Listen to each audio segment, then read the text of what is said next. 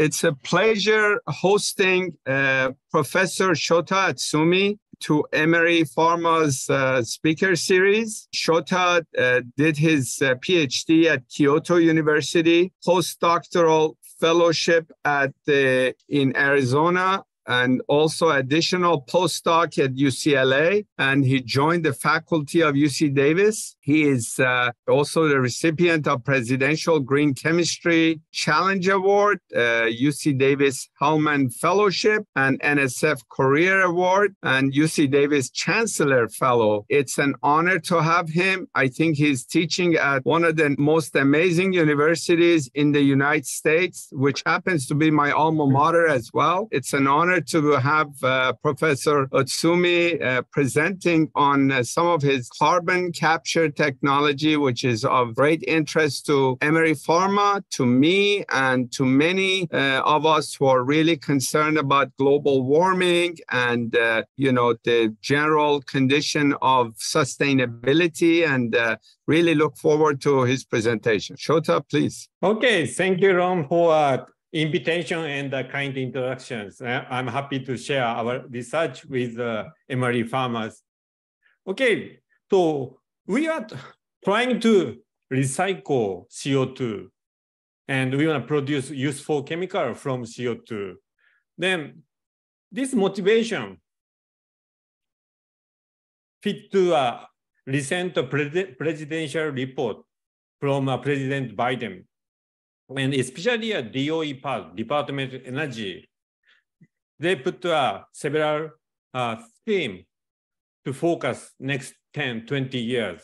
Then especially theme 2 and 4 fit to our research. So theme 2, want to produce chemical renewably.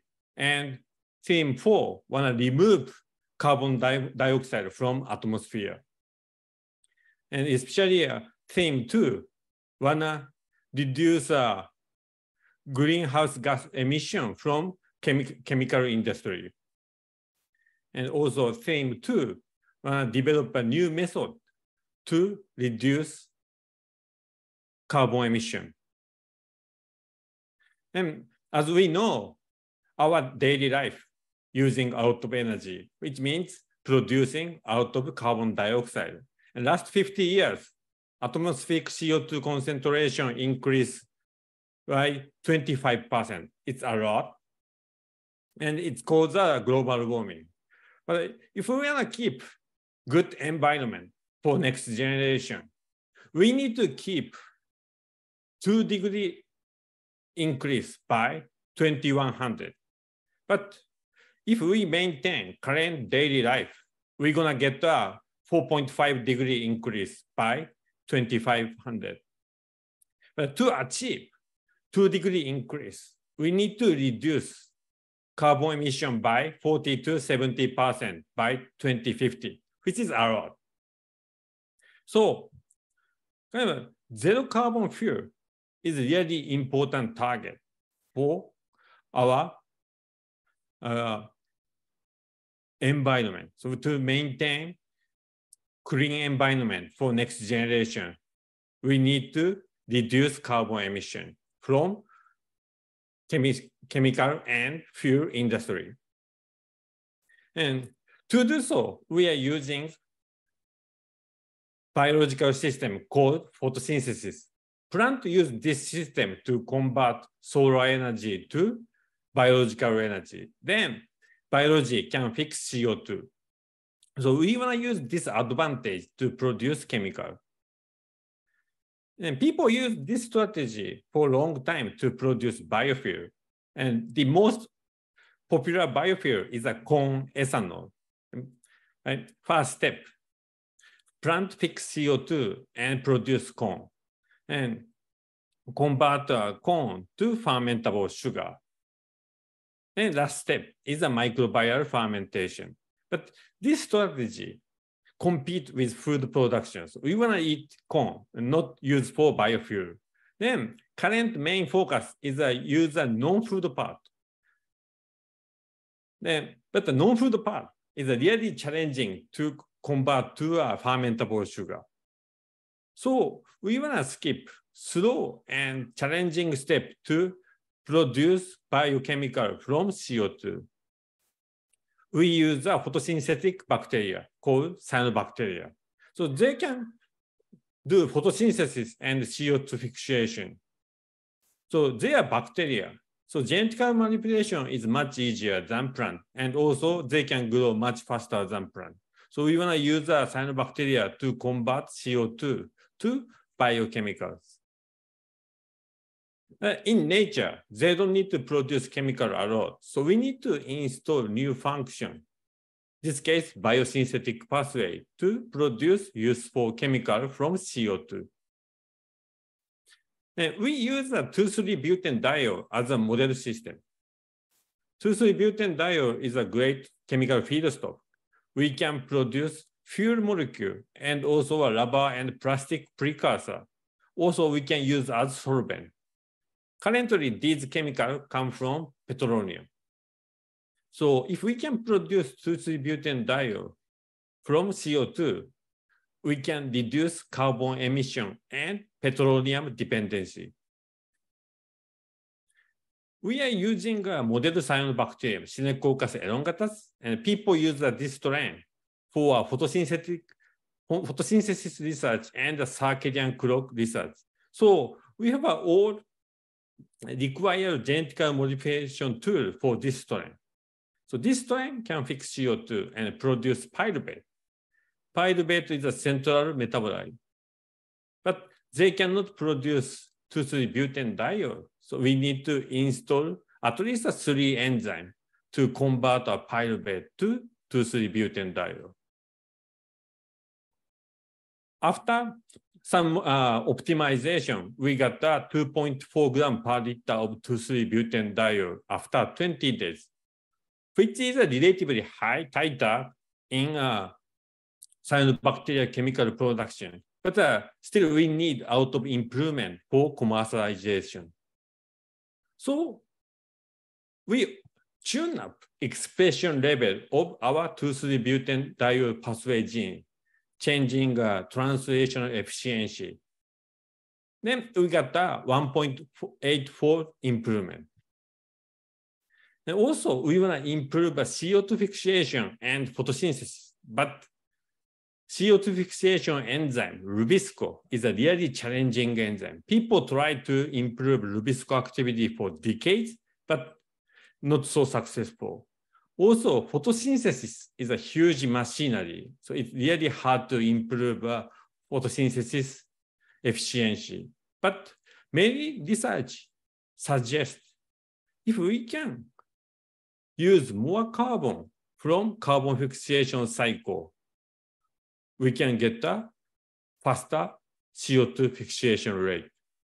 And also, if we use more NADPH, we can get more photosynthesis. And CO2 fixation needs NADPH. Also, our 2,3-butanediol pathway needs NADPH. So it's a really great system to test this hypothesis. So use more carbon for 2,3-butanediol synthesis and utilize more NADPH. And we got a 2.44 improvement for 2,3-butanediol production. But still need improvement. Then one main challenge is how to utilize nighttime. So photosynthesis is great, but we're gonna waste nighttime, right? So photosynthesis can utilize light energy during daytime, but at nighttime, they cannot do anything. But we wanna get to a 24/7 production system. So we engineer our cyanobacteria to utilize sugar during nighttime as energy and carbon source to achieve 24/7 production system. And it may improve daytime growth and production as well. Right? So we try to engineer our cyanobacteria to utilize sugar, but wild type cannot utilize extracellular sugar. But interestingly, cyanobacteria utilize glycogen as carbon storage. Right? If they get the extra energy and carbon, they use the glycogen as carbon storage. So glycogen is a polymer of glucose. So it means they can produce glucose and can consume glucose, but cannot utilize the extracellular glucose. So we hypothesize if we can install efficient transporter to our cyanobacteria strain, they can transport extracellular glucose to cell. Then they have everything to utilize glucose for cell growth and production. We tested 3 candidates. Then winner was GALP from E. coli. Graphs show cell growth under diurnal conditions. So 12-hour light, 12-hour dark. And red line show a growth of our GALP strain. Then you can see glucose enhance cell growth a lot. Then they can grow even during a dark phase too, like E. coli. Then we test this strategy for other sugar. So now we can use glucose, sucrose, xylose, and glycerol for our cyanobacteria strain. So now we can produce 2,3-butanediol from CO2. Then we establish a glucose transporter strategy. So we want to combine it. And daytime, use both CO2 and sugar as carbon source. And light energy and sugar as energy source. Then nighttime, no light energy. So sugar is only energy source, but we want to maintain a CO2 fixation during dark phase. So we combine both, so 2,3-butanediol pathway and GALP strain and other glucose. Red line show a 2,3-butanediol production from our combined strain, so 2,3-butanediol pathway and GALP. Then this strategy improve 2,3-butanediol production under diurnal condition. Also, cell growth is much faster than other control strain. And interestingly, this strain can produce 2,3-butanediol and can grow under completely dark conditions. Then we use this strain for long-term 2,3-butanediol production under continuous light condition. So cell growth is very good. So photosynthetic condition without glucose, OD5 is pretty much maximum for this strain. So because of light penetration, if I get a more cell, light penetration inhibit photosynthesis, then they can grow higher than OD5. But this strain can utilize the glucose. So OD leads to 25. Then produce 3 grams per liter after 10 days. Autotrophic condition produce 2.4 grams per liter after 20 days. But this condition produce 3 grams per liter after 10 days. We got some improvement. But if we calculate it, so to produce 2,3-butanediol from glucose, it's a 1 mole per 1 mole conversion. So in a weight, we can get 0.5 gram of 2,3-butanediol from 1 gram of glucose, which is theoretical maximum yield. So we cannot beat 0.5 gram per gram if we just use a glucose as a salt carbon source. But our case, use two substrates, glucose and carbon dioxide. So we cannot calculate a theoretical maximum yield. But if we use this number to evaluate yield of our strain, we just get a 40% of theoretical maximum yield. If we use both glucose and carbon dioxide, but only 40% of theoretical maximum yield, it's out of space for improvement. The main reason is many carbon went to biomass, but we want to produce more 2,3-butanediol. So we need to redirect carbon flow from biomass to 2,3-butanediol. So we modify glucose metabolism. Right? Photosynthetic, autotrophic production, we get some 2,3-butanediol, but under light condition, but no production, no growth under dark condition. So we install a glucose transporter.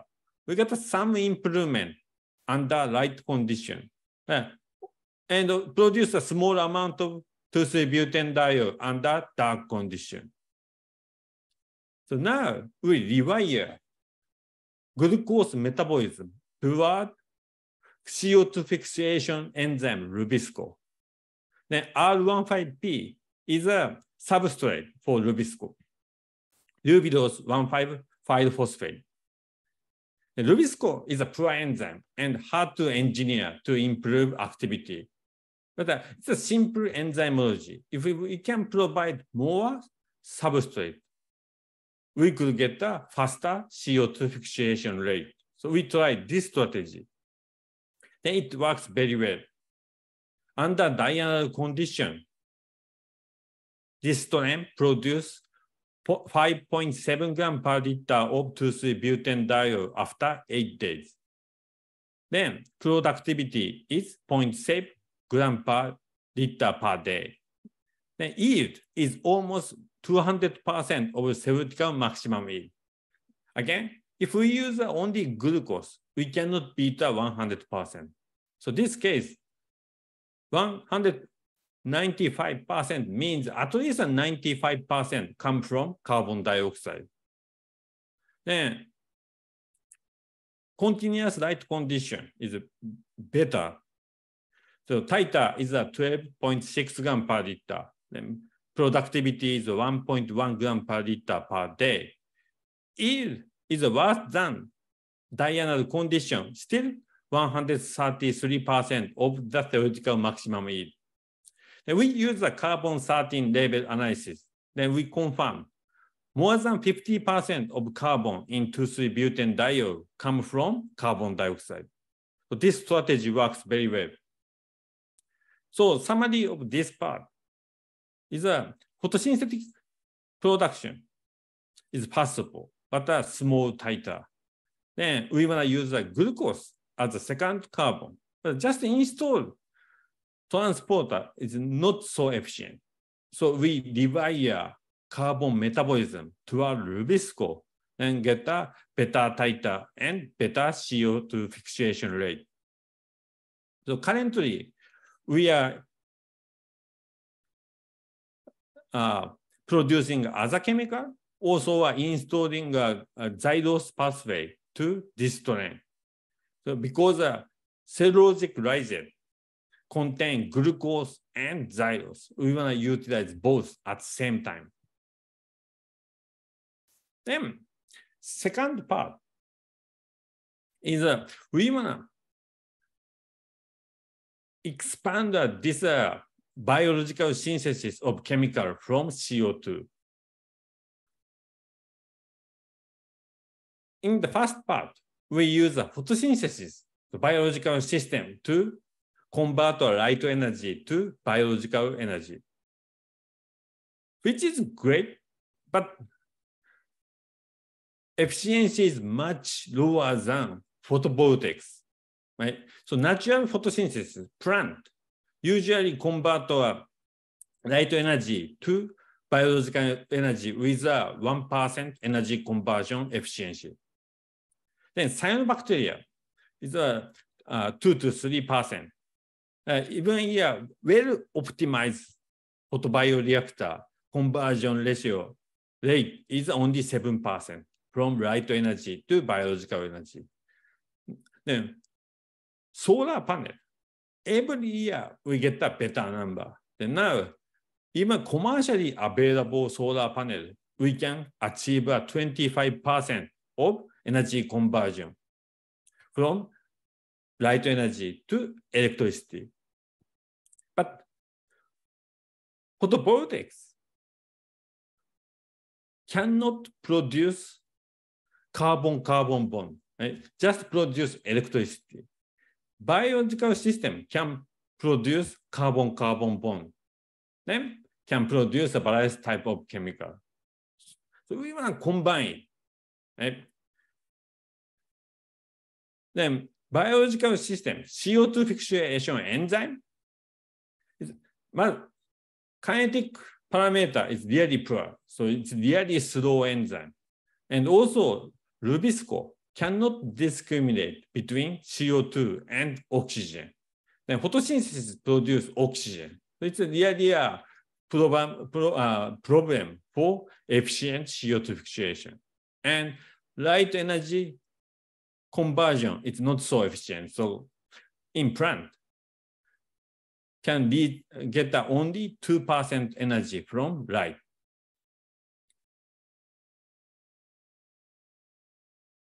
Okay, so now there are many useful methods to produce electricity. Right? Solar panel, geothermal, wind energy. But we still need liquid fuel and liquid chemicals. Then it's a DOE estimation. We cannot replace 25% of US energy consumption with electricity. So at least for this 25%, we need some different method. So we are thinking biological method would be great, but biological photosynthesis and CO2 fixation are not so efficient. Renewable electricity production is increasing. And problem is really hard to get the balance between demand and supply. Solar panel, with a strong sunshine, we get the electricity, but no sunshine, we cannot get the electricity. Wind energy, same thing. Strong wind, we get the electricity. The no wind, no electricity. So it's really hard to get the balance between demand and supply. And problem of electricity is it's really hard to store excess electricity. So battery, we can use for a small scale, but a large scale is still challenging. So we need a new method to utilize the excess electricity for some purpose. Then California installed too many solar panels, sometimes produce too much electricity. So California need to pay money to send the excess electricity to neighbors, Arizona and Nevada. Right? But making electricity lose money doesn't make sense. So we need an efficient method to utilize the renewable electricity. And also, battery technology is getting better, but still we have an auto problem. So battery is great, but also we need an alternative method to store excess electricity. Then we are thinking, photosynthesis is great, but low efficiency. Solar panel is really efficient, but can produce only electricity. So we want to combine biological system to utilize the electricity to produce chemical. We call the artificial photosynthesis. With this way, we may get a better energy efficiency. So bioethanol, current energy conversion is only 1%. 1% worth of energy in ethanol from sunlight. Then algae, cyanobacteria technology is better, but still 1.5%.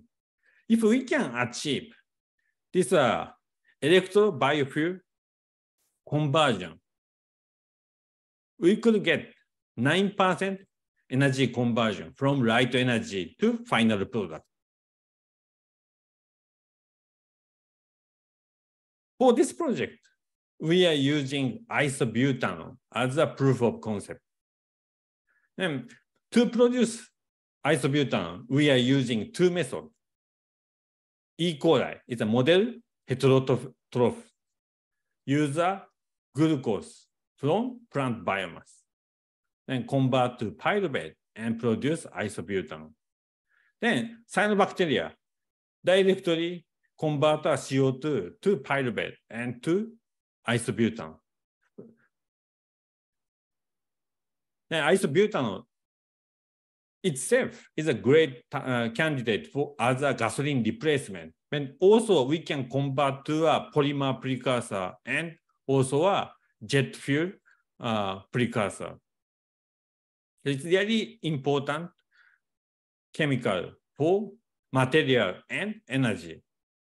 Then we have a way to produce isobutanol, but not so efficient. So we want to develop to produce isobutanol from carbon dioxide.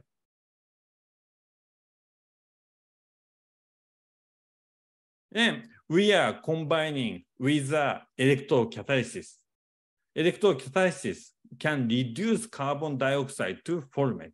It's still one carbon molecule, but more reduced form. So for biology, it's an easier substrate than carbon dioxide. And we can use electricity to convert the carbon dioxide to formate. So our design of our electrical biological hybrid system is a electrocatalysis utilize CO2 and convert to formate. Then our biological system use both CO2 and formate to produce pyruvate and produce isobutanol.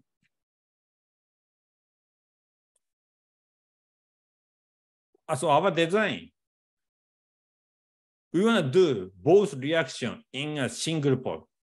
So electrocatalysis and grow our E. coli with electrocatalysis to produce chemicals. So for this project, isobutanol is a target chemical.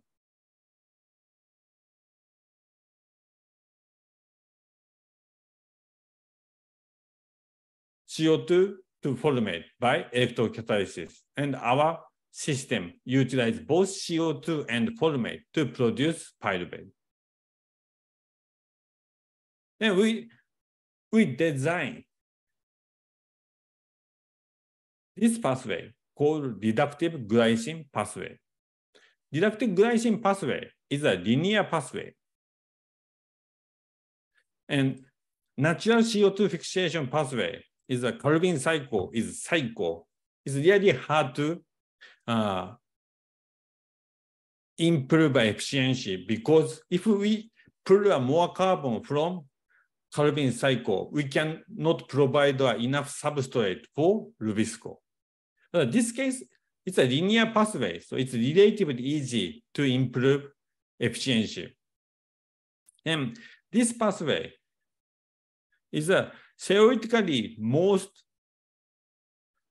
efficient CO2 pathway in silico. Then this reaction is a thermodynamically favorable, so we don't need extra energy to push a reaction. Then it's more energy efficient than carbon cycle.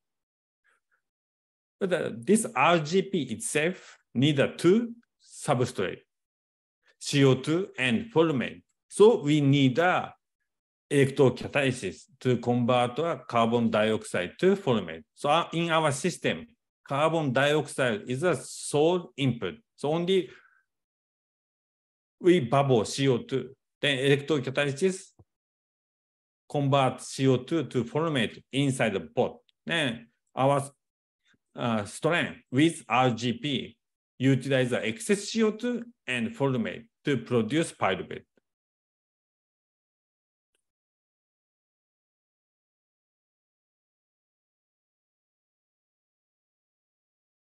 So this part from a formate to a methane PHF is already discovered in some microorganism and called Wood-Langerak pathway. Then this part use a glycine cleavage system. In nature, it's an opposite reaction. So use for a glycine degradation, glycine to CO2. But some previous work suggests this glycine cleavage system work for a reverse reaction, so reverse glycine cleavage system to then fix CO2 to add carbon dioxide to glycine. So we want to use this reaction. Then confirm this activity in E. coli. We knock out GlyA. Then this strain is an autotroph for glycine. So in minimum media, they cannot grow because cannot produce glycine. But if our pathway is active, can produce glycine, so they should be able to grow. So we tested with both formate and bicarbonate. Bicarbonate is a soluble form of carbon dioxide. Cell can grow. It means our pathway is active, so our pathway can produce glycine. It means that E. coli, GCS, glycine cleavage system, work for reversal. Right? We can get a reverse reaction with high concentration of CO2 and produce glycine. Then we test for pathway activity toward pyruvate, and we knock out SAR-A. So this strain is a serine autotroph, so cannot produce serine. If our pathway is active and produce serine, they can grow. And with both formate and bicarbonate, our strain can grow. So it means this pathway is active from formate and CO2 to pyruvate. Then we combine this system with electrocatalysis. So now just bubble CO2. Then electrocatalysis convert our carbon dioxide to formate. We test cell growth.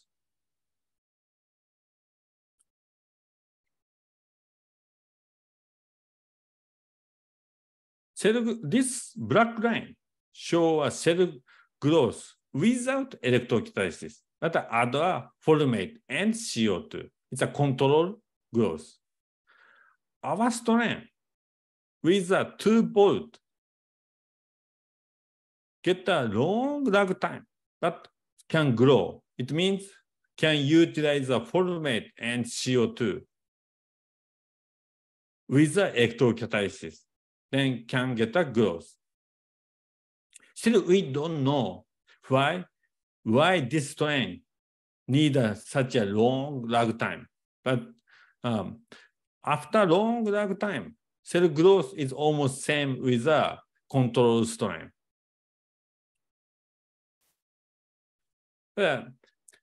This study, we use the indium for electrode. But we don't want to use a rare metal for sustainable chemical production. Then now we are collaborating with Professor Louise Barben in our department. She's an inorganic chemist and develop catalysis using only abundant element, this case, nitrogen and iron. This catalysis is really efficient to convert a CO2 to formate. So we want to combine. We want to utilize Professor Louise Barben's catalysis for this system. With indium, we get a cell growth. So it means that E. coli can grow with electrocatalysis. We use the indium as an electrode, which is expensive, but also it's really hard to scale up. So we want to use this element electrocatalysis.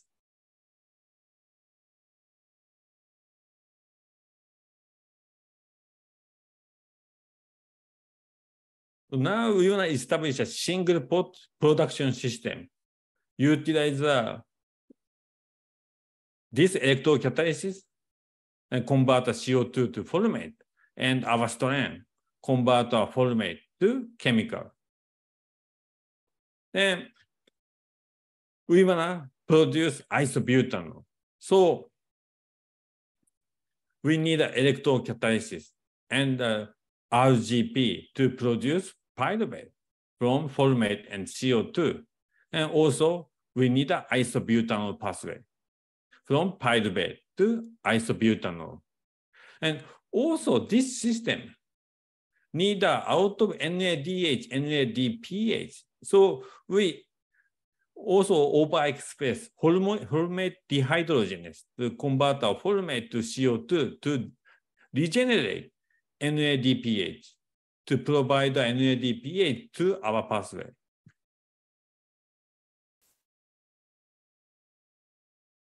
Then with this system, from glucose, theoretical maximum yield is a 0.41 gram per gram. So 0.41 gram of isobutanol from 1 gram of glucose. It's a theoretical maximum yield. Then we wanna add a CO2 and formate to improve carbon efficiency. So final goal is a completely remove a glucose requirement, which is very challenging. So far we are adding glucose. Then both RGP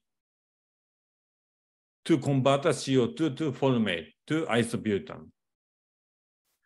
Without formate and bicarbonate, this strain produces almost 2 grams per liter of isobutanol after 24 hours. Then yield is a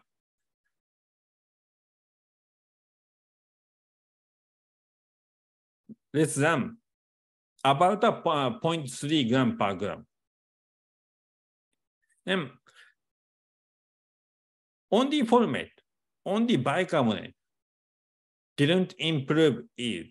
But if we add both formate and bicarbonate, we can beat 100% of theoretical maximum yield. Now, this strain can produce a high, can beat 100% of theoretical maximum yield. So we wanna use this strategy with electrocatalysis. Then we confirm in this system, RGP is indeed active. So we use a carbon-13 analysis, then compare with the carbon-12 formate and carbon-12 bicarbonate. With carbon-13 formate and carbon-13 bicarbonate, we measure glycine. Then in glycine, +1 and +2, both get an increase. So it means more carbon come from formate and bicarbonate. So this result show indeed this pathway is active in the isobutanol strain. So currently, we are optimizing this production system, use electrocatalysis and our E. coli. So our E. coli is in cathode side. Then in cathode, electrocatalysis convert CO2 to formate, and our E. coli utilize CO2 and formate to produce isobutanol. Then past 48 hours, production is very efficient. But after second day, somehow productivity decreased a lot. So now we are optimizing electrocatalysis concentration and also a culture condition to maintain efficient production longer than 2 days. But point is that now we achieve a single pot isobutanol production from carbon dioxide using electrocatalysis and microorganisms. Okay, so it's kind of a summary of our research for a CO2 fixation part. And first part is use a cyanobacteria to convert CO2 to useful chemical. And second part is combination of electrocatalysis with E. coli biocatalysis to produce chemical from CO2. And thank you for attention. And I'm happy to answer any question. Thank you so much.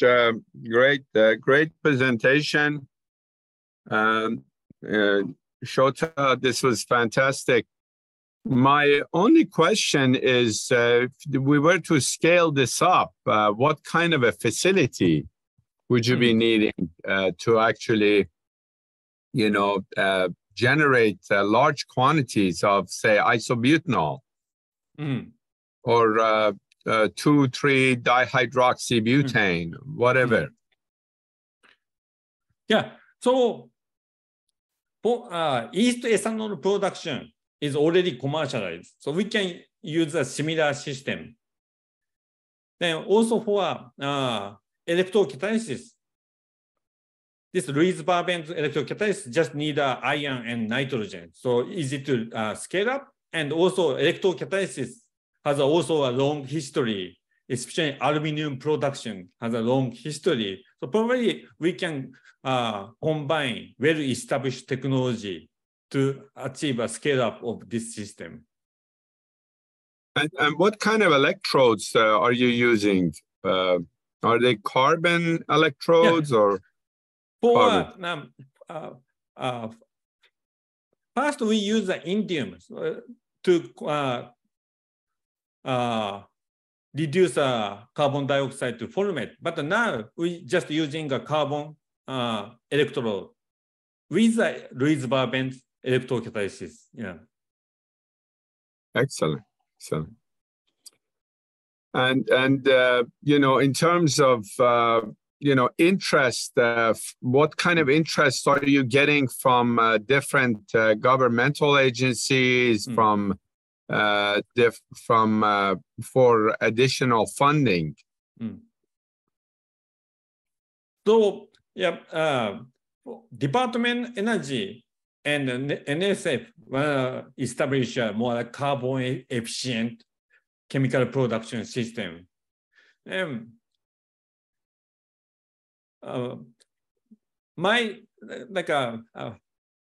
About 50% of lab is working for NIH project is a more like a health-related chemical production using microorganisms.